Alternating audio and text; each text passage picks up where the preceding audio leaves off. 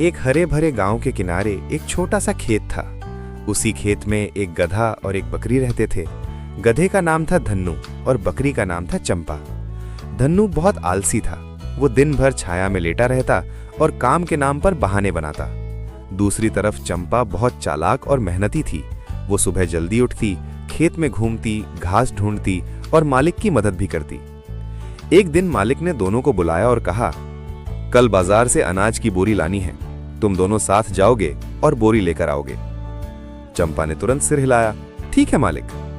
धन्नू ने जम्हाई लेते हुए कहा, हाँ हाँ देखेंगे। अगली सुबह चंपा जल्दी उठ गई और तैयार हो गई, लेकिन धन्नू अभी भी सो रहा था। चंपा ने उसे कई बार आवाज दी, धन्नू उठो, हमें बाजार जाना है। धन्नू ने करवट बदलते हुए कहा, अभी थोड़ा और सोने दो, तुम चलो, मैं बाद में आ जाऊंगा। चंपा समझ गई कि धन्नू टाल मटोल कर रहा है।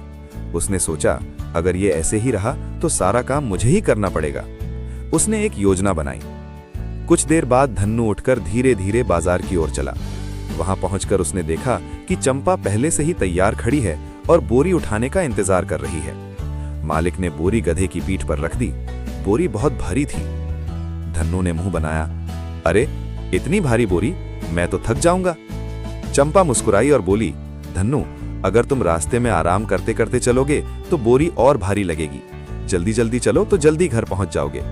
लेकिन धन्नू ने उसकी बात नहीं मानी। वो थोड़ी दूर चला और एक पेड़ के नीचे बैठ गया। मैं थोड़ा आराम कर लूं, उसने कहा। चंपा बोली, ठीक है, पर ज्यादा देर मत करना। धन्नू आराम करते करते सो गया। तभी अचानक हल्की बारिश शुरू हो गई। बोरी में अनाज था जो भीगने लगा। चंपा ने धन्नू को जगाया, जल्दी उठो, अनाज भीग जाएगा। धन्नू हड़बड़ाकर उठा और बोरी लेकर भागने लगा, लेकिन बोरी भीगकर और भारी हो गई थी। अब उसे उठाना और मुश्किल हो गया। चंपा ने फिर एक तरकीब सोची। उसने कहा, धन्नू पास में नदी है, अगर हम बोरी को थोड़ा खोलकर पानी निकाल दें तो वजन कम हो जाएगा।